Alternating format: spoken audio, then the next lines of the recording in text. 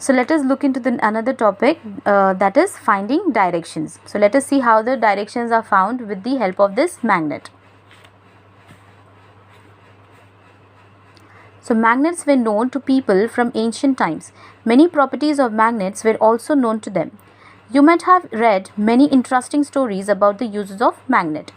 One of such stories is about an emperor in China named Huang Ti.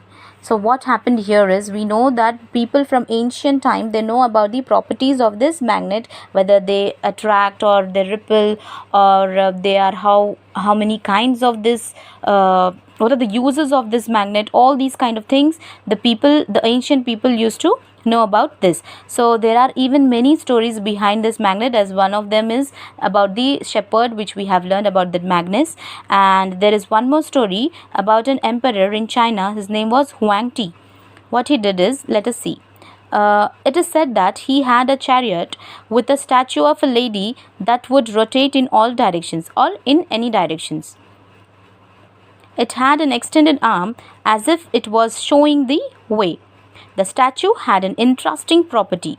It would rest in such a position that its extended arm always pointed towards south.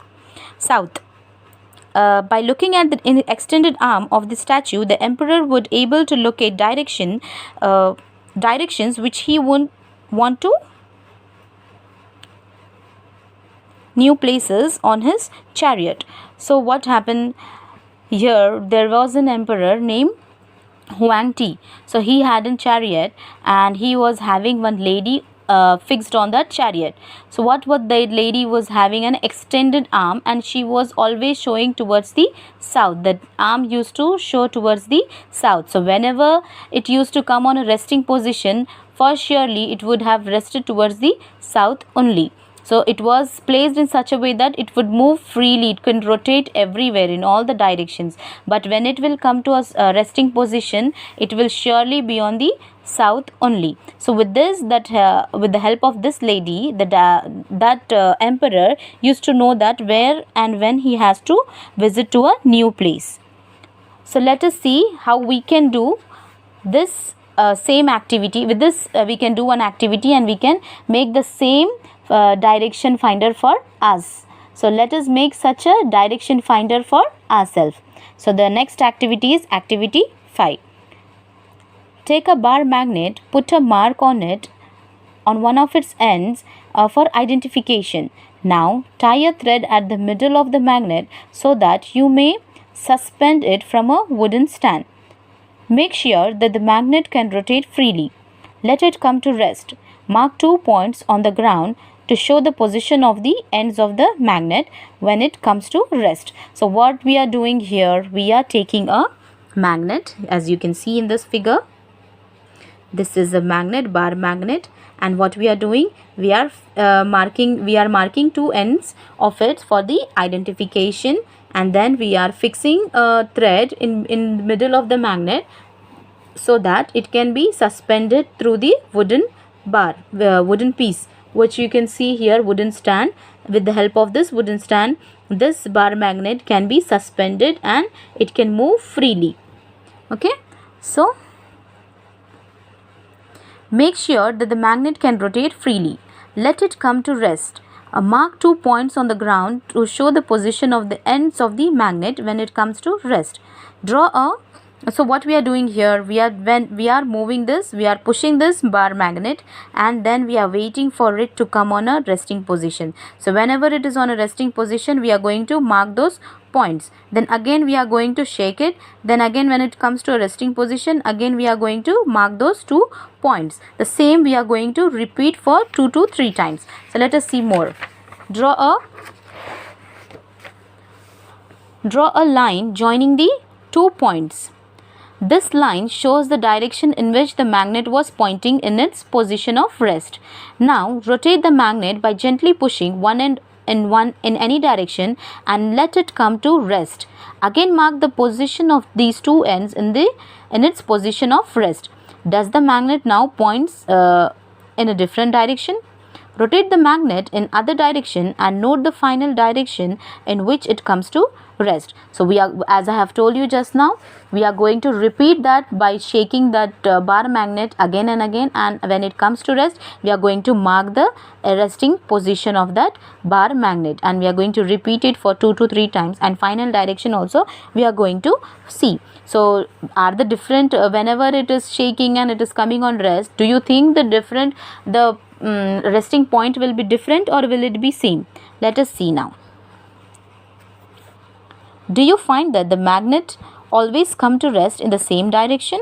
Now can you guess the mystery behind the statue in the emperor's chariot?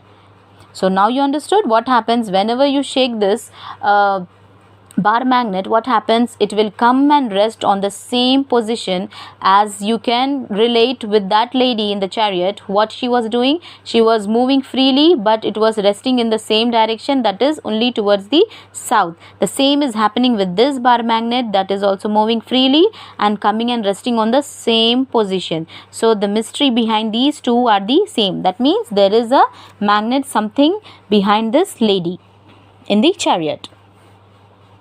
Repeat this activity with an iron bar or a plastic or a wooden scale instead of magnet.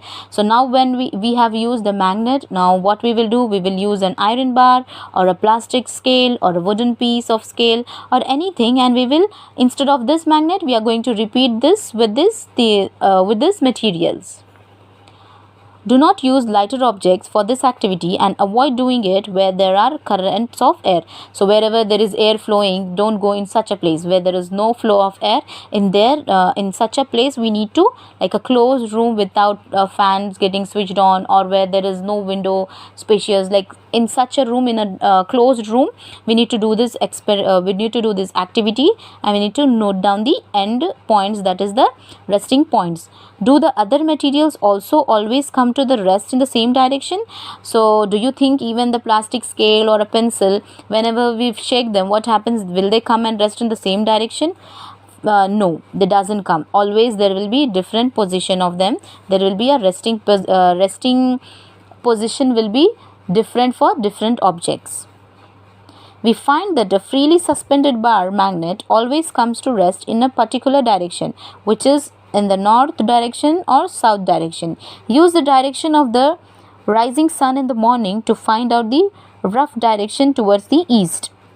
So what we are telling that these magnets, they will help us to know the direction of north and south. So use this direction for the rising of sun in the morning to find out the roughly directions towards the east. Now with this, we can take the rough direction towards the east when we are doing this experiment.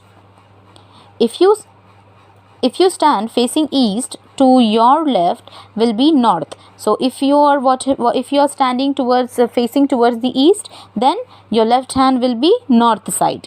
Using the sun for finding directions may not be very exact, but it will help to make out the directions north from the south. So standing in front of the sun and telling that this is north, this is south, this is east, this is west is not so easy, but at least we can get a rough picture of this directions. So in this way, we can at least help ourselves to find the directions of the north and south on your line. Okay. So using this, you can figure out which end of the magnet is pointing towards north and which point towards the south. So with the help of this, we can say which of the point of this magnet is pointing towards the poles, is pointing towards the south or pointing towards the north. The end of the magnets that points towards north is called as north seeking end. So wherever the magnet is pointing towards the north, it is known as north seeking end or the north pole of the magnet. The other end that points towards the south is called as the south seeking end or the south pole of the magnet. All these magnets have two poles, whatever their shape may be. So whatever the shape may be, as we have discussed 4 to 5 shapes, whatever the shapes may be, it will for surely have two poles. Those are north pole and the south pole marked on the magnets. So this property of the magnet is very useful for us. For centuries, travelers have been making use of this property of magnets to find the directions. As we can see, there are many people in the ancient time, as we have navigations in our phone nowadays, we can see which direction we are going. But in the ancient times, people they don't have any source of like GPS or navigations tool such a in such a direct to show them the directions. So now what they at that moment, these magnets were very useful for them to locate the navigations. For traveling, these centuries ago, they used to travel with the help of these properties of the magnet to find the directions. It is said that in olden days, travelers used to find direction by suspending natural magnets with the thread, which they always carried with them. So as we have seen in the recent activity, the same they used to do, this travelers, they used to do the same activity, like suspending the natural magnet with a thread, and when they travel, they used to carry this along with them. Later on, a device was developed based on this property of magnet. It is known as the compass. As we are all aware about this compass, you can see in this figure, this is known as the compass. So this was what happened, this device was developed based on the property of magnet. So this is nothing but the compass. A compass is usually a small box with a glass cover on it. So as we have know, it looks like a clock, and it has a glass above it, and it is a small box. Okay, a magnetized needle is pivoted inside the box. So there are magnetized needles on this. So these needles are not a normal needles, they are magnetized needles which can rotate freely. The compass also has a dial with directions marked on it. As you can see in this compass, there are so many direction marked on it. Yes, southeast, east, northeast, west east. You see all these kind of markings, these directions, and this is the needle with which this will travel. This will move very freely, and whenever it stops, it will show the direction in which they are going. The compass is kept at the place where we wish to know the direction. Its needle indicates the north-south direction which it comes to rest. So whenever it comes to rest, wherever we are showing this compass towards whichever direction, it will stop towards that resting point, and it will show whether it is north, south, east, west, or northeast, southeast, etc. And wherever the marking is, there it will stop, and we will come to know whether we are going on the north position, south, or east, or west. The compass is then rotated until the north and south marked on the dial are at the two ends of the needles. To identify the north pole and the magnetic needle of the magnetic needle, it is usually painted in different colors. So you might be thinking, how we will know when there is a needle, how we will know whether it is this side is north and this side is south. So in this case, what they will do, they will mark two different colors. This side may be red color, so this side may be blue color. So two different sides will be painted in two different colors for us to understand clearly. So let us look into the another topic, that is make your own magnet. So let us see how can we make our own magnet. So this will be very interesting. There are several methods of making magnets. Let us learn the simplest one. Take a rectangular piece of iron, place it on the table. Now take a bar magnet and place on it one of its pole near one edge of the bar of the iron. So here we are asked that we can make our own magnet. How we can make is, we can take a rectangular piece of iron and place it on the table. So here you can see there is a rectangular piece of iron. Okay. So now take a bar magnet and place one of its poles near one edge of the bar of iron. Without lifting the bar magnet, move it along the length of the iron bar until you reach the other end. Now lift the magnet and bring the same pole you started with, to the same point of the iron bar from which you begin. Move the magnet along the iron bar in the same direction as you did before.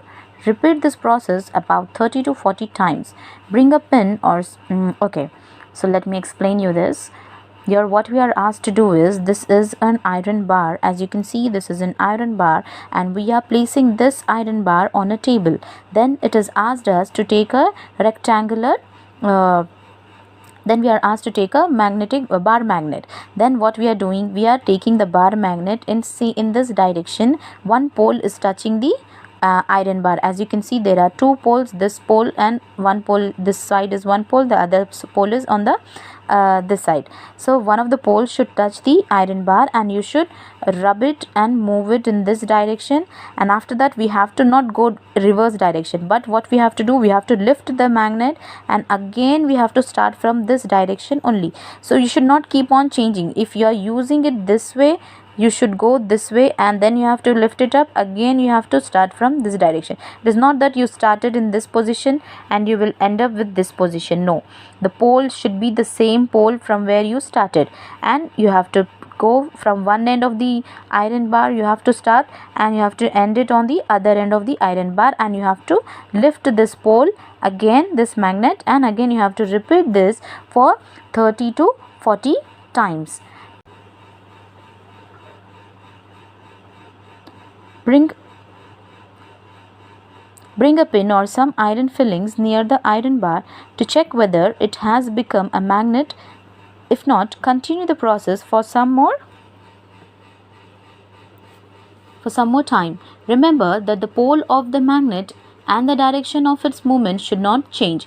You can also use an iron nail, a needle or a blade and convert them into a magnet. You can now know how to make a magnet. Would you like to make your own compass? So now here what you are doing is, we are making our own magnet.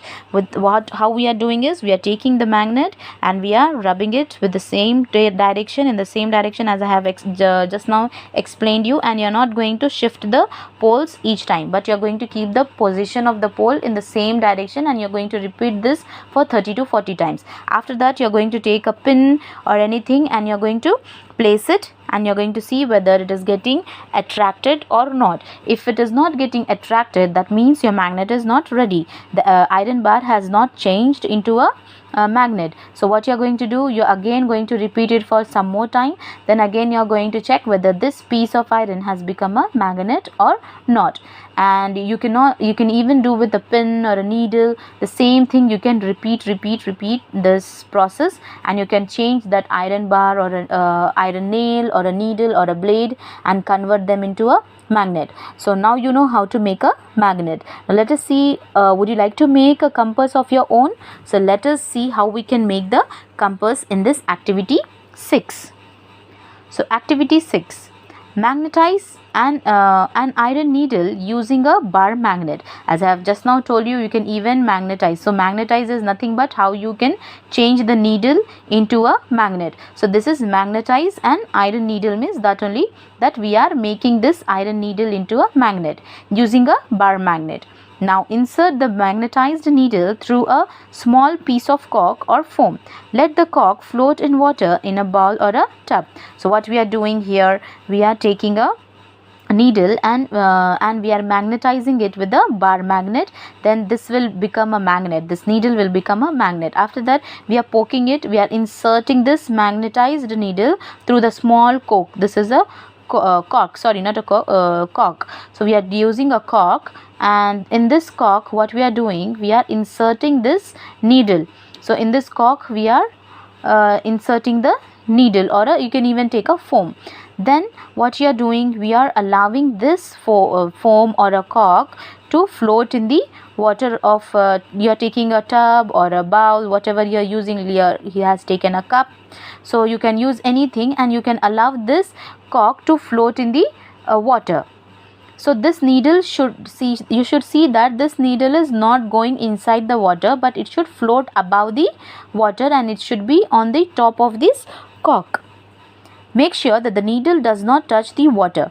Your compass is now ready to work. So your compass is ready. Once you insert this cork in the water, and your needle is being inserted through this cork, and the needle should not go or touch the water, that means your compass is ready, and you can name one end as North Pole and one end as South Pole.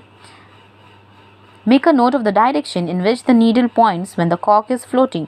So what you need to do is we need to note the direction in which the needle is pointing when the cork is floating. So now the cork is floating. What you're doing, you're going to mark the points.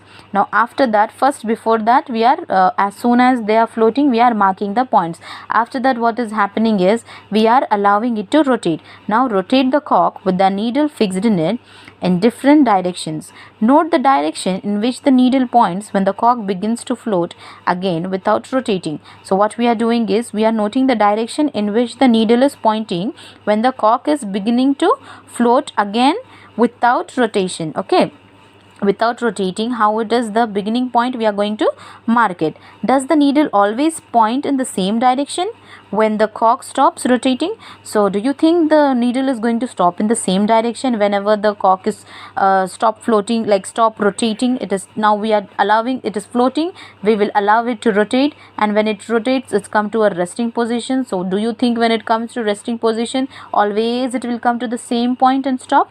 This is the question asked.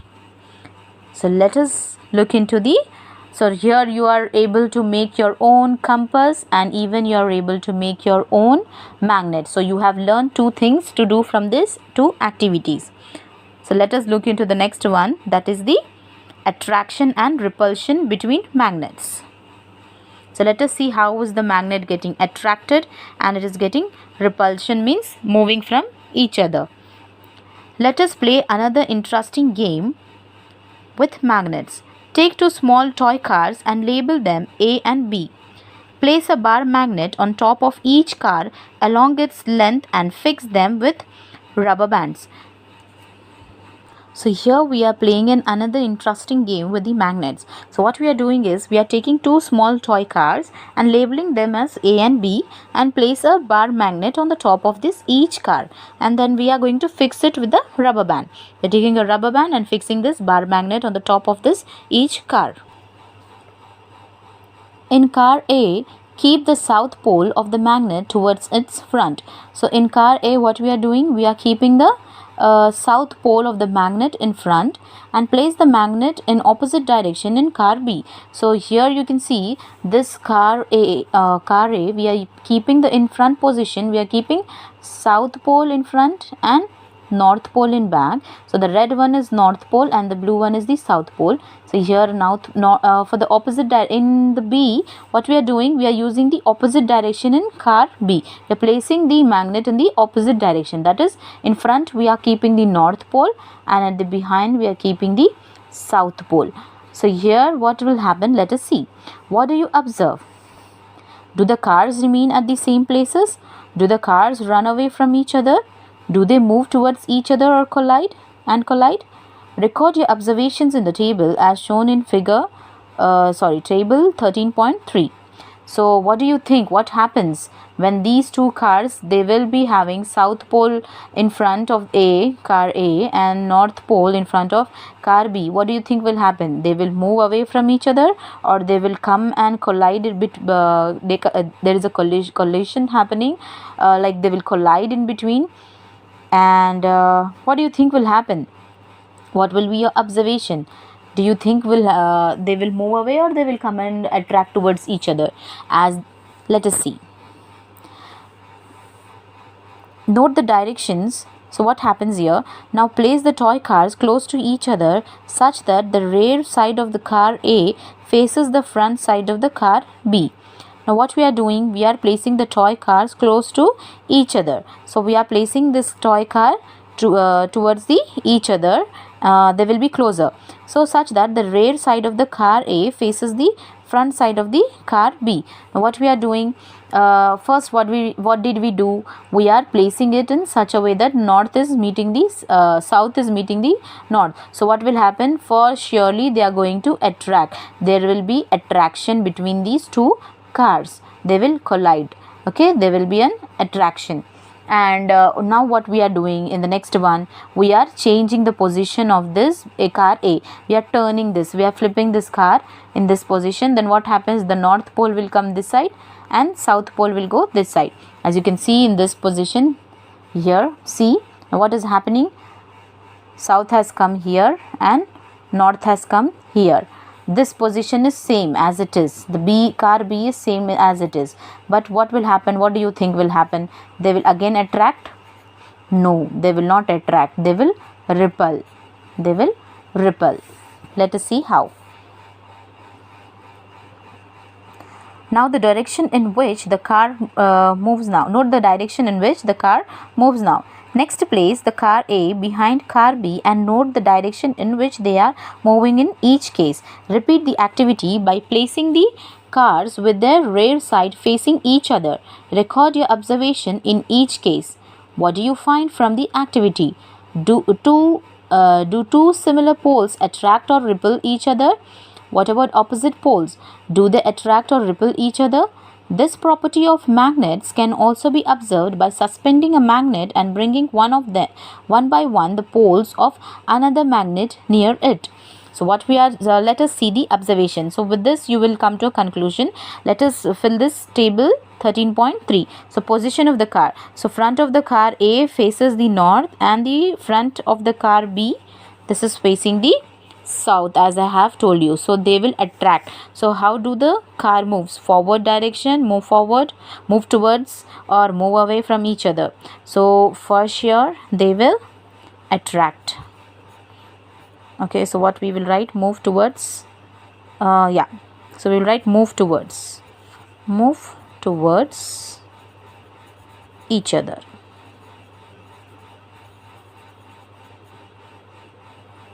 Okay, then what happens here? Now rear of car A facing the front of the car B, as I have told you here. What happens? They will not attract, but they will repel, because north pole and north pole, the same poles will not attract each other.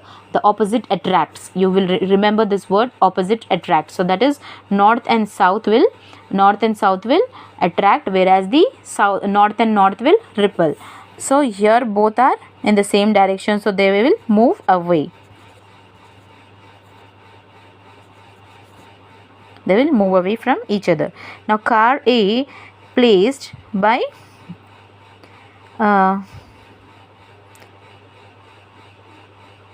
nth car B. Okay, this is behind.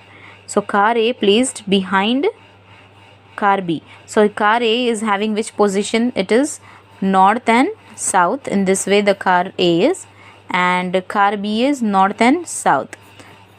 So this was the position, first position.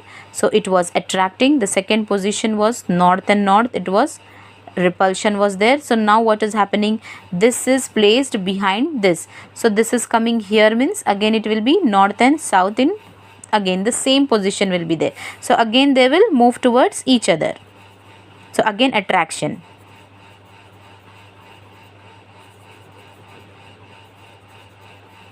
So or else you can write attraction. And let us see the next one is the rear of car B facing rear of car C. So rear of car B is nothing but, what is the rear? That is north, and rear of car B is S. So north and south, what do you think will happen? They will again attract, because they are like this is the rear is what? North, and rear of the rear of the car B is south. So north and south, again they will attract. So this is also attract. So this is how you can fill up this column, and you can understand whether it is repulsion, this is attraction, and this is repulsion. They are in repulsion, means they are not getting attracted towards each other. So let us see a few causes. Okay, so what are the causes we have to remember? So magnets lose their properties if they are heated, hammered, or dropped from some height. So how they will lose the property of getting attracted is if you burn them, if you heat them. Okay, as you can see here, if you heat the magnet, it will lose its property of attraction. And if you take a hammer and beat on the magnet, again it will lose its property. And if you drop it from a higher place of a higher height, okay, if you drop it from some height, what happens? It will lose its property of magnetism. Okay, Also, magnets become weak if they are not stored properly. So do you think only these three are the reasons where you think that the magnets will lose their property? No, that is there is one more thing is we have to keep in mind when you have a magnet, is that you have to always store them in a proper place so that they will not become weak. So in some cases what happens, the magnet will become very weak, and they will not attract properly as they have to, because they are not stored properly. So what we have to do, how we have to keep them safely, how we have to store them, is to keep them safe. And what we have to do, we have to keep them safe. And bar magnets should be kept in pairs with their unlike poles on the same side. So bar magnets, as you can see, these are the bar magnets, two bar magnets. Okay, they should be kept in a pair. As you can see, there is a pair of bar magnets here, and they should be their unlike poles on the same side. So the unlike poles should be same side. This is north and this is south. So these are unlike poles, and they should be on the opposite poles should be on the same side. They must be separated by a, as you know, north and south attracts, so you should not should not keep them together, but we should place a small log in between, a log or a piece of wood in between. So here they must be separated by a piece of wood, while two pieces of soft iron should be placed across their ends. As you can see here, you can observe in this, they are the two bar magnets, and the opposite sides, like their opposite poles, are on the same side, and as you know, they will get attracted if they are opposite sides. So how we are separating them is with the help of a wooden piece. In this way we have to store them. For horseshoe magnet, one should keep a piece of iron across the pole. So now you might have so you can now have a doubt that how we should store a horseshoe. So how we will store is, one should keep a piece of iron across the pole. As you can see, there is a iron piece here across this pole. Keep magnet away from cassettes, mobile, television, music system, compact disc, that is CDs, and the computers. So never ever allow these magnets to go closer to these electronic devices, as even these devices, they also contain small parts of magnet. If it is getting attracted towards it, then you will find a damage in these electronic items. That is why we are asked to keep these magnets away from this electronic items. So I hope you people have understood each point of this lesson and it is very clear to you.